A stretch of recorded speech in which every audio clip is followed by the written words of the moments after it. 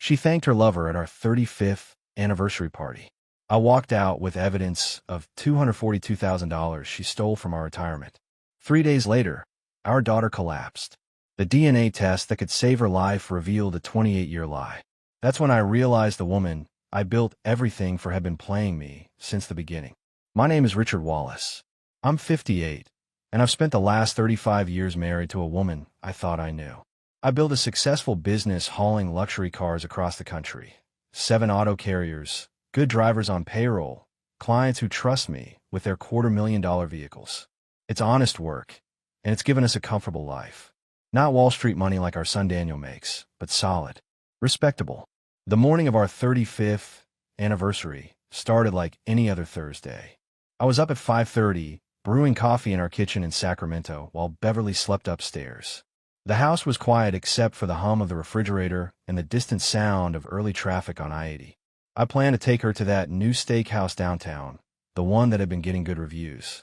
Nothing fancy, just a nice dinner for the two of us. I was scrambling eggs when Beverly came downstairs. She looked good. She always did. At 55, she still turned heads, something she was very aware of. The yoga classes, the salon visits, the clothes that cost more than they should. I never minded. She worked hard as marketing director at her tech company, pulled in a good salary. She deserved to feel good about herself. "Morning, Bev," I said, plating the eggs. "Happy anniversary." She smiled, but it didn't quite reach her eyes. "All right, 35 years. That's something. That's something. Not, 'I love you,' or 'can you believe it?' Just, that's something."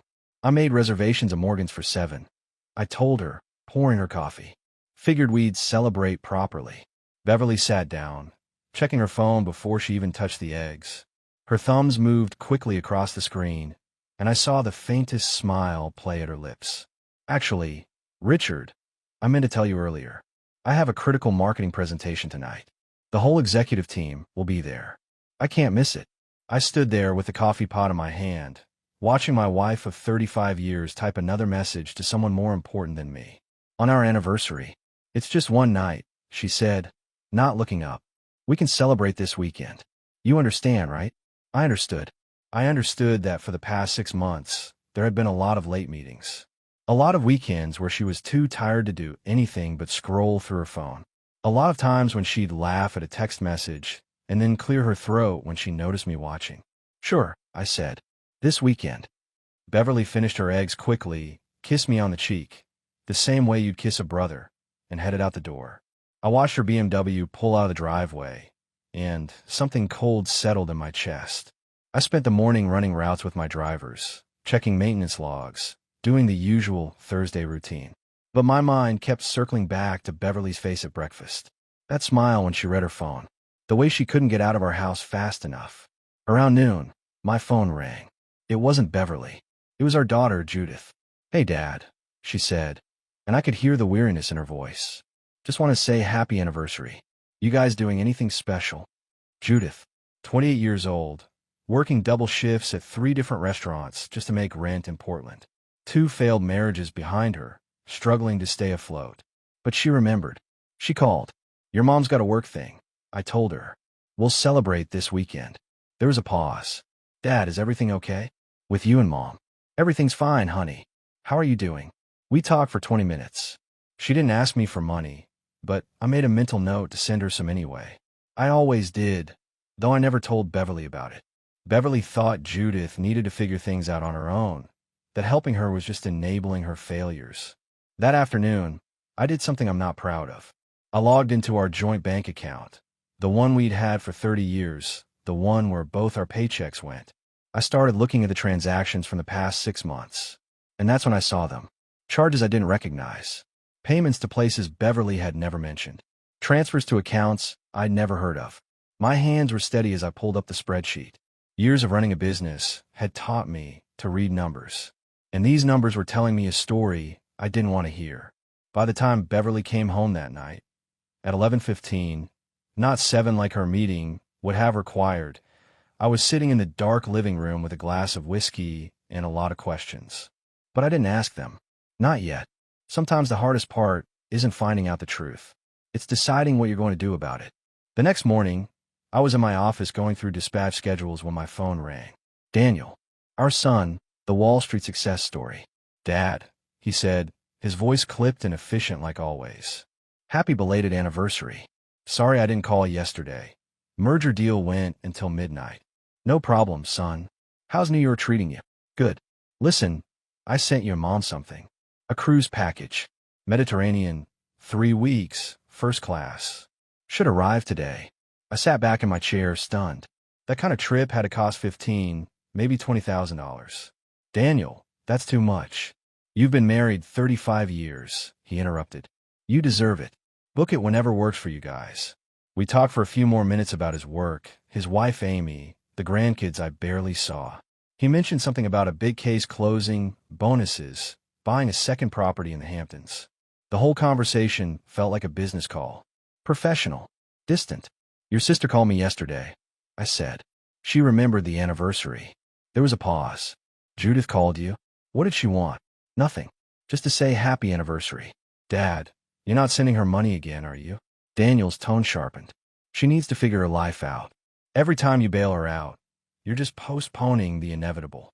She's your sister.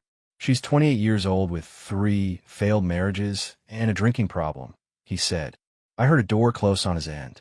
Look, I know you have a soft spot for her, but Mom's right. Judith makes bad choices, and we can't keep rescuing her.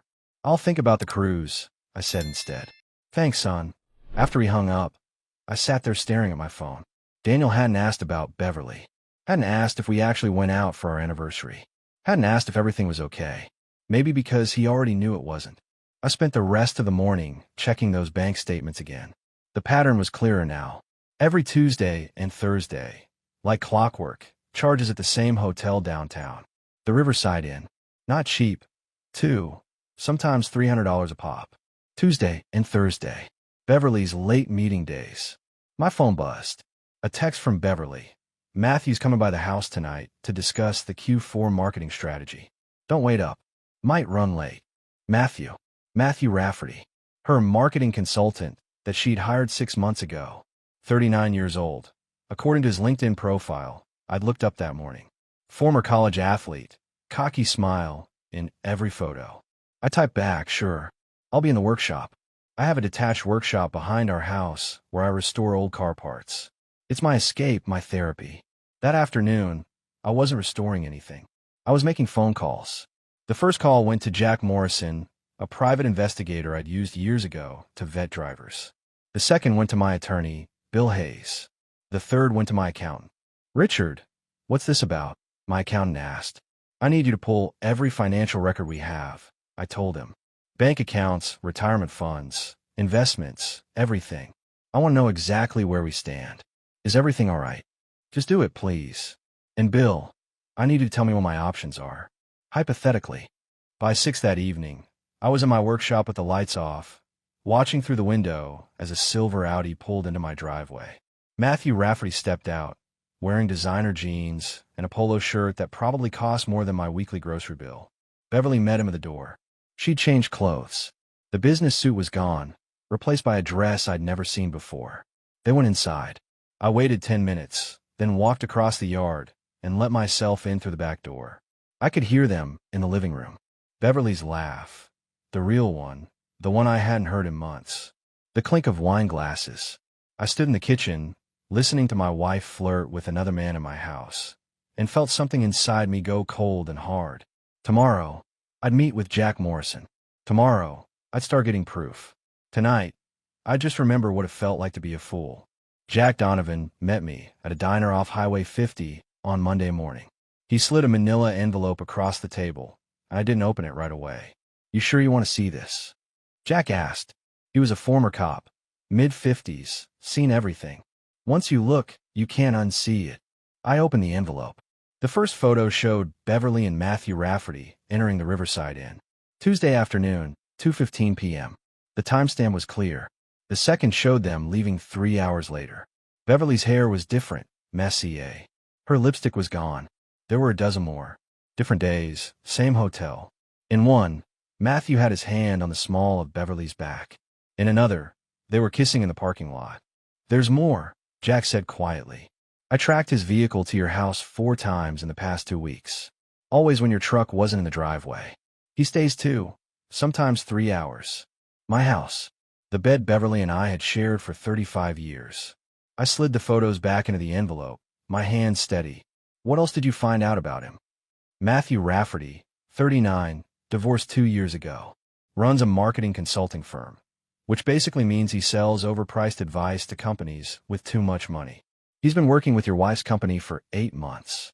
Jack pulled out his notebook. Here's the interesting part. He's done this before. I found 3 other women, all executives, all married, all around your wife's age. He has a type, a pattern, a business model. Jack corrected. These women pay him consulting fees, but he's also getting money other ways. Gifts, loans, investments in his business ventures. One woman gave him $80,000 before her husband found out. I thought about those bank transfers I'd seen. $40,000 to RMC Consulting over 6 months. $60,000 is something called Venture Capital Fund, LLC. I need you to keep digging, I told Jack. Everything. Where the money went, what he's really running, all of it. That afternoon, I met with Bill Hayes, my attorney. I laid out everything, the photos, the money transfers, the pattern of lies. Richard, I won't sugarcoat this, Bill said. California's a community property state, but if you can prove financial fraud, infidelity, dissipation of assets, you've got leverage. Real leverage. What do I need? More documentation. Bank records. Proof the transfers weren't authorized by you. Evidence she was using marital funds for the affair. Can you access your retirement accounts? I pulled up my phone and logged into our retirement account.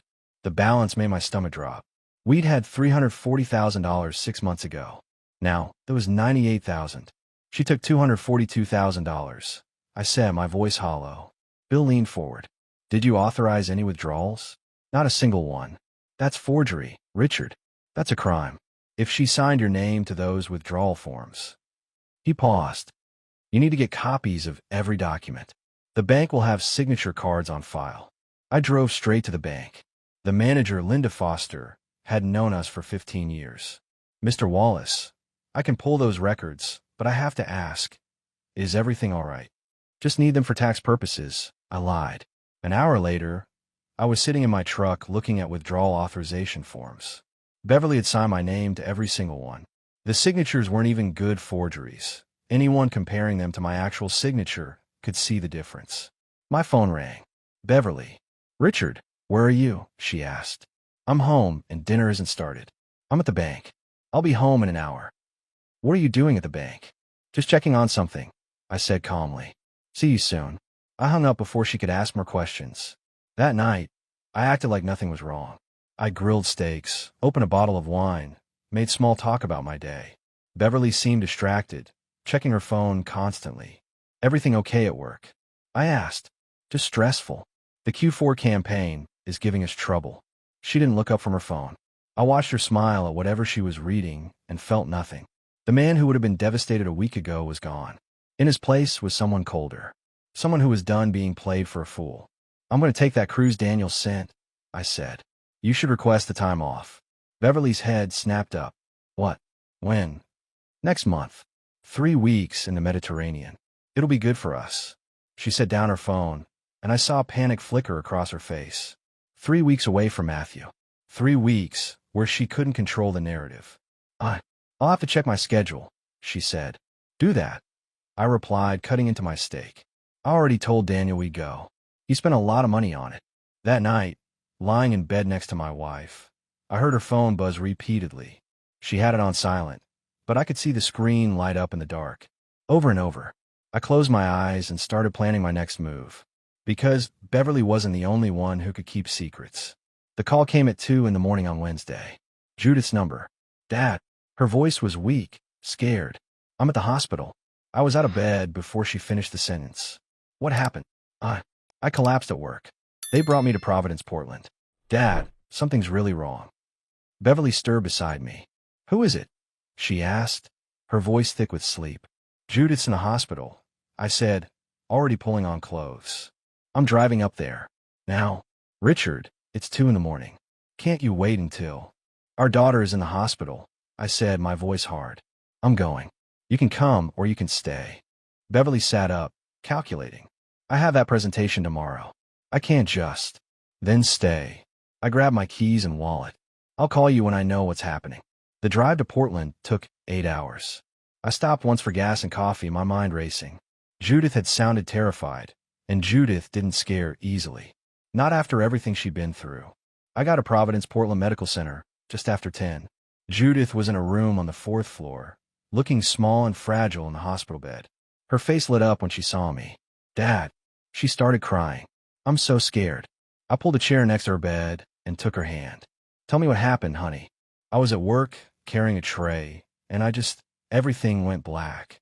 When I woke up, I was in an ambulance. She wiped her eyes. They've been running tests all morning. Something about my kidneys not working right. They said something about kidney failure. A doctor came in 20 minutes later. Dr. Sarah Patel, nephrology. Mr. Wallace, she said, shaking my hand. Your daughter's in acute kidney distress. We're running more tests, but she may need a transplant. The words hit me like a freight train. A transplant. We're checking family compatibility first. Living donors are the best option. Are you willing to be tested? Of course. Whatever she needs. They drew my blood that afternoon. Judith dozed on and off, and I sat beside her, holding her hand like I used to when she was little and had nightmares. Beverly called around 3. How is she? They think she might need a kidney transplant. There was a pause. Oh my God. Is it serious? It's her kidneys, Beverly. Yes, it's serious. They're testing me to see if I'm a match. I should come up there. You should. I agreed. But finish your presentation first. I know how important it is. I heard the relief in her voice. I'll drive up tomorrow. Tell Judith I love her. I didn't tell Judith that. I didn't see the point. Daniel called that evening. I filled him in on Judith's condition. A transplant? Dad, that's major surgery. For both of you if you donate. She's my daughter. I get that, but have you thought about the recovery time? Your business? What if something goes wrong? Daniel, she needs a kidney. I'm just saying, there are other options. The transplant list, other donors. She's your sister, I said, my voice cold. Not a business problem to solve. Daniel was quiet for a moment. I didn't mean it like that. I'm just worried about you. Worry about Judith. The test results came back Friday morning. Dr. Patel's face told me everything before she said a word. Mr. Wallace, I need to speak with you privately. We stepped into a consultation room. Dr. Patel sat down and opened a folder. The tests show you're not a compatible donor for Judith, she said. But there's something else. Something unusual. My heart started pounding. What? The genetic markers. Mr. Wallace, based on these results, there's no biological relationship between you and Judith. You're not her father. The room tilted. I gripped the edge of the table. That's impossible. I'm sorry, Dr. Patel said gently. The tests are very accurate. Is there any chance? No. But even as I said it, I knew. The affair with Matthew wasn't Beverly's first. It was just the first time I caught her. I walked back to Judith's room in a daze. She was awake, looking hopeful. Am I a match? She asked. I looked at my daughter, because she was my daughter, blood or not, and made a decision. The tests aren't back yet, I lied. They need to run more. I wasn't going to tell her. Not here, not now, not when she was scared and sick. That was a conversation for later, if ever. But Beverly and I, we were going to have a very different conversation. I stayed in Portland with Judith for 3 days. Beverly never came. She called twice, both times with excuses about work emergencies. On the 3rd day, Judith was stable enough to talk about next steps. Dr. Patel had found a potential donor through the registry, but it would take months to arrange. I can wait, Judith said. She looked stronger already. Dad, you should go home. You've got a business to run. Your health is more important than business. She squeezed my hand. I know, and that means everything to me. On the drive back to Sacramento, I had 8 hours to think. 8 hours to decide how to handle what I'd learned. Beverly had lied to me for 28 years. Judith wasn't mine biologically, but she was mine in every way that mattered. The question was, did Judith deserve to know? Did the truth serve any purpose except to hurt her? I decided she didn't need to know. Not now, maybe not ever. But Beverly and I were going to have a conversation she'd never forget. I got home Thursday evening. Beverly's car was in the driveway, but so was Matthew's silver Audi. I parked on the street and sat there for a moment, watching my house. Then I pulled out my phone and texted Jack Donovan. They're both here. Get over here now with your camera. I walked into the front door. I could hear voices from the living room. Beverly's laugh, light and carefree. A man's voice responding. They were on the couch. Beverly saw me first, and the color drained from her face. Richard, you're home early. I thought you were staying in Portland until... Until when? I asked calmly. Until you were done with him. Matthew stood up, trying to look confident. Mr. Wallace, I think there's been a misunderstanding. Beverly and I were just discussing. Discussing what? I interrupted. How to spend more of my retirement money. How many more times you could use my bed while I was out of town. Beverly stood, her hands shaking. Richard, please, let me explain. Explain which part, Beverly? The affair? The stolen money? Or the fact that you've been lying to me for 28 years about Judith? Her eyes went wide. What are you talking about? The hospital ran tests. Genetic tests. Judith isn't my daughter. But you knew that, didn't you? Matthew looked between us, clearly wanting to leave but trapped. Richard, I can explain that. It was one time years ago. A mistake. A mistake that you let me believe was my daughter for almost 3 decades. I pulled out my phone and showed her the photos Jack had sent. But this isn't a mistake, is it? This is a choice. Multiple choices. For months. Beverly started crying. I'm sorry. I'm so sorry. It just happened. I didn't mean. Get out, I said to Matthew. He grabbed his jacket and headed for the door. I followed him, and, on the front porch, Jack Donovan was waiting with his camera. The flash went off 3 times before Matthew made it to his car. Back inside, Beverly was on the couch, sobbing. Richard, please. We can fix this. We can go to counseling. No, I said simply. We can't. I want you to listen very carefully, Beverly. Tomorrow morning, you're going to receive divorce papers. You stole $242,000 from our retirement fund by forging my signature. That's a felony. You committed adultery, and you lied about Judith's paternity for 28 years. You can't prove. I have the bank records. I have the forged signature cards. I have photos and video of you and Matthew. I have everything. I sat down across from her. Here's what's going to happen. You're going to agree to my terms in the divorce, or I'm going to have you prosecuted for fraud and forgery. Your choice. Beverly's face went white. You wouldn't. Try me, I said. You've got until tomorrow to decide. Pack a bag. You're staying somewhere else tonight. This is my house, too. Actually, it's my house. I bought it before we got married. Check the deed. I watched her grab clothes and toiletries, still crying, still trying to apologize. When she left, I sat in the quiet house and felt nothing but relief. My phone rang. Daniel. Dad, Mom just called me. She said you threw her out. She said you're accusing her of things. Everything I'm accusing her of is true, and I have proof. Your mother's been having an affair and stealing from our retirement fund. Mom wouldn't. She did. And Daniel, you need to decide whose side you're on, because there are sides now. I hung up before he could respond. 2 weeks later, Daniel organized a 35th anniversary party at an upscale restaurant in Sacramento. He'd planned it months ago, before everything fell apart, and insisted we still go through with it. It'll look bad if you cancel, Daniel said. People will talk. Just show up, smile for a few hours, and then you can continue with whatever you're doing. Beverly had been staying at a hotel. We'd barely spoken except through attorneys.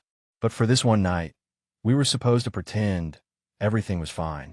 The restaurant was full of family and friends.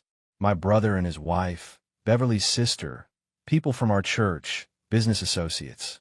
Everyone smiling and congratulating us on 35 years of marriage. I played the part. Shook hands, accepted toasts, stood next to Beverly for photos. She looked beautiful but hollow, like a mannequin in an expensive dress. The speeches started after dinner. Daniel went first, talking about what a strong marriage we had, how we'd build a family and a life together. Then Beverly's sister talked about true love and commitment. Then Beverly stood up. I want to thank everyone for being here, she said, her voice wavering slightly. 35 years is a long time, and it hasn't always been easy. But I want to especially thank someone who's helped me rediscover who I am over the past year. I felt my jaw tighten. Matthew Rafferty, Beverly continued, looking across the room. You've helped me become a better version of myself, pushed me to grow, and I'm so grateful for your guidance and support. The room went silent. People looked confused. Some looked at me. Beverly sat down, not seeming to realize what she'd just done. She'd just publicly thanked her lover at our anniversary party, in front of everyone we knew. Daniel looked mortified. My brother's face was red with anger. Beverly's sister was staring at her in shock. I stood up, grabbed my coat, and walked out. I didn't say a word to anyone. In my truck, I pulled out my phone and sent Beverly a text message. I have video of you and Matthew at the Riverside Inn from last Tuesday. I have your forged signatures on our retirement account withdrawals. I have bank records showing you stole $242,000. Tomorrow, my attorney files. You just humiliated both of us in front of everyone we know. I hope he was worth it. I sent it and drove home. 2 hours later, Beverly came back to the house. I heard her car in the driveway, heard her key in the lock. She walked into the living room where I was sitting with a glass of bourbon. Her makeup was ruined from crying, her expensive dress wrinkled. Richard, I didn't mean, I wasn't thinking. You thanked him, I said quietly. At our anniversary party, you thanked your lover. In front of our son, our friends, everyone. I don't know what I was thinking. I'm so confused. Everything is so mixed up. No, Beverly. You knew exactly what you were doing. You were choosing him over me. Over our marriage. Over everything we built. She collapsed onto the couch. Please, Richard. I'll end it with Matthew. I'll pay back the money. I'll do whatever you want. Just don't divorce me. Please. I looked at the woman I'd spent 35 years with and felt nothing but disgust. It's too late, I said. The papers are filed. You're going to sign them, and you're going to give me everything I'm asking for. Because if you don't, I'll make sure everyone knows exactly what you did. Your company, your friends, your family, everyone. Beverly left that night and never came back. The video from the party went viral in our social circle. Someone had recorded Beverly's speech and shared it. By Monday morning, everyone knew. Beverly's company called her in for a meeting. By Wednesday, she'd been fired for violating their ethics policy and using company resources for personal affairs. Matthew disappeared. His consulting firm shut down overnight. Jack Donovan told me he'd fled to Nevada, where 3 other women were also looking for him. I sat in my house and waited for the divorce to finalize, and I started planning what came next. The week after the party, my phone wouldn't stop ringing. Friends asking what happened. Business associates wanting to know if the rumors were true. Even my pastor called, offering to mediate. I ignored most of them, but when my brother called, I answered. Richard, what the hell happened at that party? He asked. People are saying Beverly thanked her lover in front of everyone. That's exactly what happened. Jesus. And you just walked out. What was I supposed to do? Sit there and smile while she humiliated me? My brother was quiet for a moment. What are you going to do? I'm divorcing her, and I'm making sure she doesn't get a penny she stole. Over the next few days, Bill Hayes and I built our case. We had everything. Forged signatures, bank records showing the theft, photos of the affair, witness statements. Richard, this is airtight, Bill said. Any judge will side with you. But I need to warn you. If we push the criminal charges, Beverly could face 3 to 5 years in prison. I thought about that. Part of me wanted to see her punished. But another part, the part that remembered 35 years of marriage, hesitated. Let's use it as leverage, I said. She agrees to our terms, or we prosecute. Bill drafted the divorce settlement. Beverly would get nothing from the retirement accounts. I'd keep the house, the business, 70% of all remaining assets. She'd have to repay the stolen money from her portion of the settlement. When Beverly's attorney saw the terms, he called Bill immediately. This is outrageous, he said. You're asking for everything. His client stole over $200,000 and committed adultery. Bill replied calmly. These terms are generous compared to prison time. Beverly fought it for 3 days. Then her attorney called back. She'll sign, he said quietly. But she wants to talk to Richard first. I met Beverly at a coffee shop downtown. She looked terrible, hadn't been sleeping, had lost weight, her expensive clothes hanging loose on her frame. Richard, she started, but I held up my hand. You talk, I'll listen. 5 minutes. She took a shaking breath. I know I destroyed everything. I know I hurt you. But I want you to understand. Matthew made me feel alive again. Like I mattered. Like I was more than just a wife and mother. So you stole from me and slept with him in our bed, I said flatly. I know it was wrong. I know I can't fix it. But please, don't take everything. I'll have nothing left. You should have thought of that before you forged my name on those documents. What about Judith? Beverly asked desperately.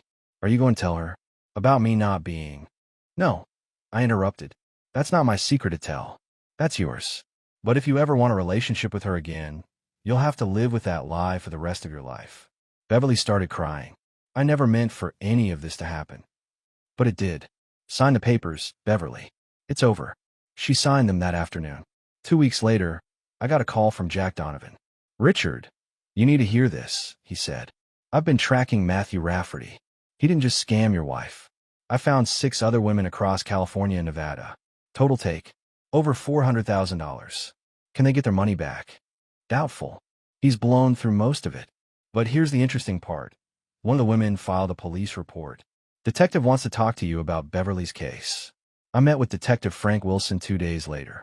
He was a veteran cop, looked tired but determined.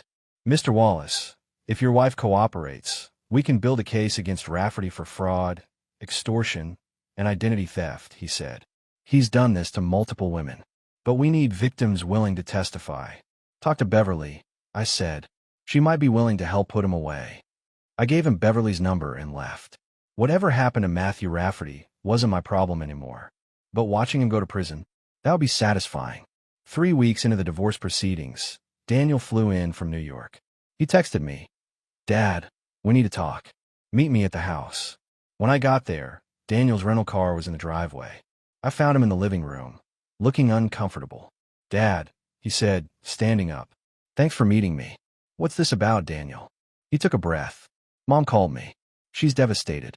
She's lost everything. Her job, her marriage, her money. She's living in a 1-bedroom apartment and working temp jobs. She made her choices. I know, but Daniel paused. Don't you think you're being too harsh? She made a mistake. A mistake. I felt my anger rising. She stole $242,000 from our retirement fund. She forged my signature. She had an affair for months. Which part of that was a mistake? People make errors in judgment. Daniel, whose side are you on here? He looked at me, and I saw it in his eyes. He'd already chosen. I'm trying to be fair to both of you, Daniel said carefully. Mom's not evil. She got caught up in something. She got caught up in fraud and adultery, I said coldly. And you're defending her. I'm not defending what she did. I'm saying maybe you push her to it. Maybe if you'd paid more attention to her, made her feel valued. I stood up. Get out. Dad, get out of my house, Daniel. You want to blame me for your mother's choices? Fine, but you don't get to do it under my roof. You're being unreasonable. I'm being unreasonable. I stepped closer. Your mother stole our retirement. Money I worked 30 years to save. Money that was supposed to support us in old age. And you're telling me I pushed her to it. Daniel backed toward the door. I'm just trying to understand. Here's what you need to understand, son. Your mother had a choice. She could have talked to me, could have gone to counseling, could have done 1,000 things besides stealing and lying. She chose this. And you're choosing to defend her. She's my mother, and I'm your father. But apparently, that doesn't matter to you. Daniel left. I stood in the empty house and realized I'd lost more than a wife. I lost my son too. But the next day my phone rang. Judith. Dad, I heard Daniel came to see you. News travels fast. He called me. Judith said quietly. Told me you kicked him out. Told me you were being unreasonable about Mom. And what do you think? I think Mom made her own choices, and you're allowed to be angry about them. She paused. Dad, I don't know what happened between you and Mom, but I know you. You're not cruel. You're not unreasonable.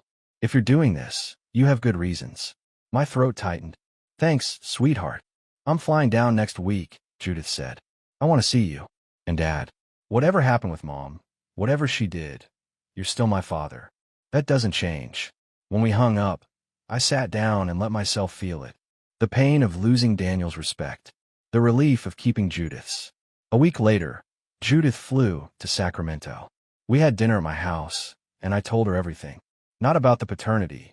I decided she'd never know that. But about the affair, the money, the lies. I'm so sorry, Dad, she said, crying. I knew something was wrong, but I never thought. It's not your fault. Daniel's wrong, Judith said firmly. What Mom did was wrong. Period. You don't steal from someone you love. We talked late into the night. About her health. She was on the transplant list, doing better. About her jobs. She cut back to 2 restaurants. Was saving money. About her life. I'm getting better, Dad. she said. No more bad relationships. No more mistakes. I'm figuring it out. I'm proud of you, I told her. And I meant it. The daughter everyone wrote off as a failure was the only one with the integrity to stand by me. And that told me everything I needed to know about who I'd raised right. For months after I filed for divorce, the court proceedings were finalized. I got the house, 70% of our remaining assets, and a judgment against Beverly for the full amount she'd stolen. Bill Hayes called me with the final numbers. Richard, after everything's divided, you're getting about $320,000 in total assets. Beverly gets $90,000, minus what she owes you for the theft. She'll be paying you back for years. What about the house? Yours. Free and clear. She signed over her interest. I sat in that house, the house I'd bought before we married, the house we'd raised our kids in, and felt nothing but relief. The business was doing well. I'd hired 2 new drivers and landed a contract with a luxury dealership in San Francisco. Turns out, word had spread about my situation, and other men who'd been through divorces started sending business my way. A strange brotherhood of the betrayed. Then Detective Wilson called. Mr. Wallace, thought you want to know. We arrested Matthew Rafferty in Reno. He's being extradited to California. Between your wife's testimony and the other victims, we've got him on 12 counts of fraud, 6 counts of identity theft, and multiple counts of grand larceny. How much time is he looking at? Prosecutors asking for 15 years.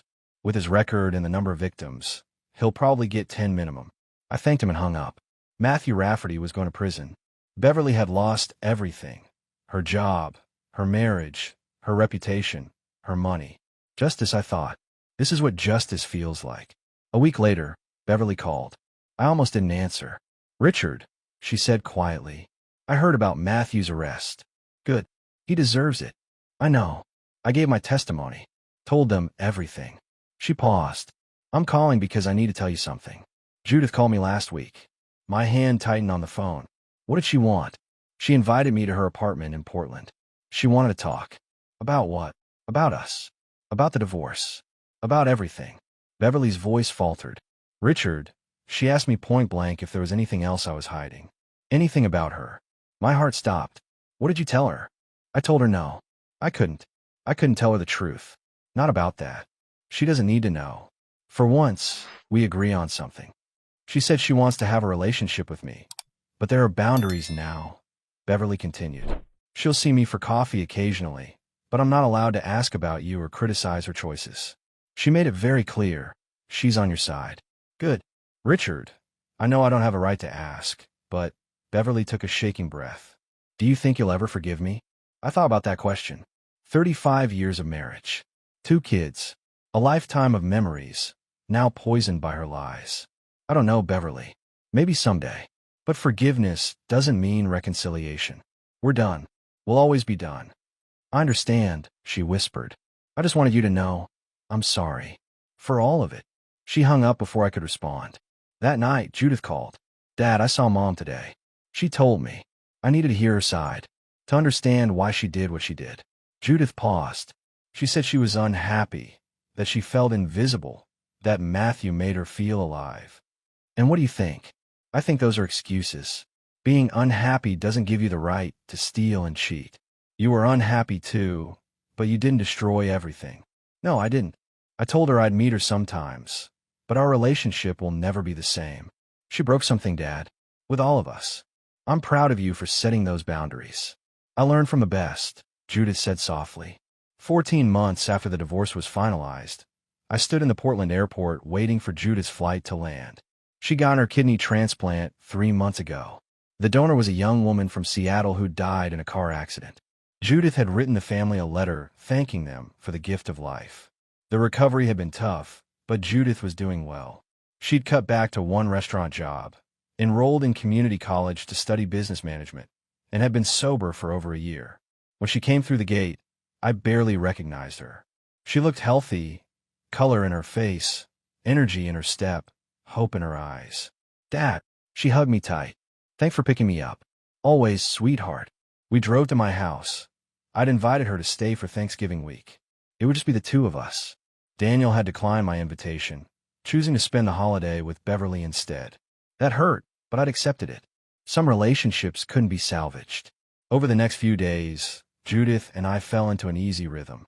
I taught her basic accounting for her business classes. She helped me organize my home office.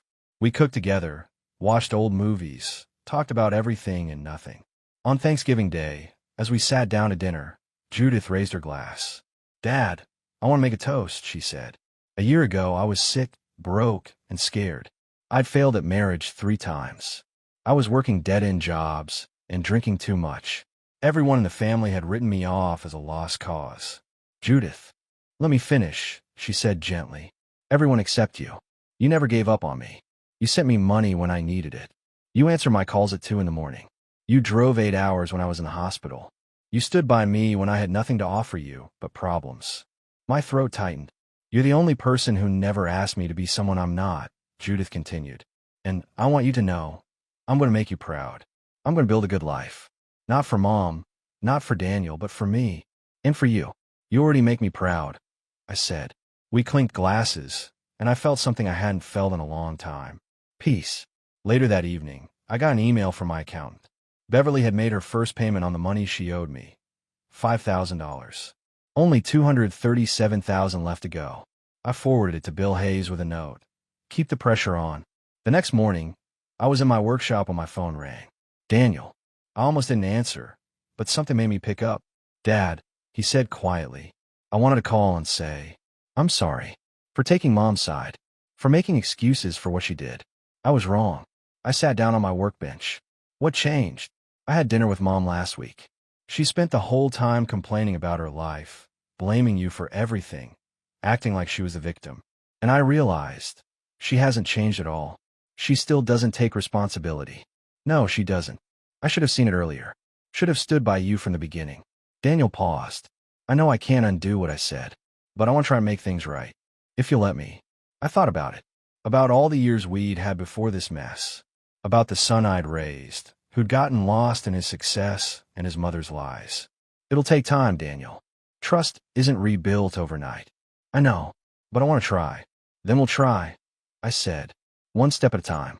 After we hung up, I sat in the quiet workshop and thought about the past year and a half. I'd lost a marriage, lost my savings, lost my illusions about the woman I'd loved for 35 years. But I'd gained something too. I'd gained clarity. I'd gained my self-respect. I'd gained a deeper relationship with my daughter and maybe, eventually, a chance to rebuild with my son. I walked back into the house where Judith was making coffee. She smiled when she saw me. "Everything okay, Dad?" "Everything's good, sweetheart. Everything's really good." I'd spent 35 years building a life with someone who didn't exist. A fantasy version of Beverly that was never real. Now I was building something different. Something smaller, maybe, but honest. Real. Mine. And for the first time in a long time, I looked forward to tomorrow.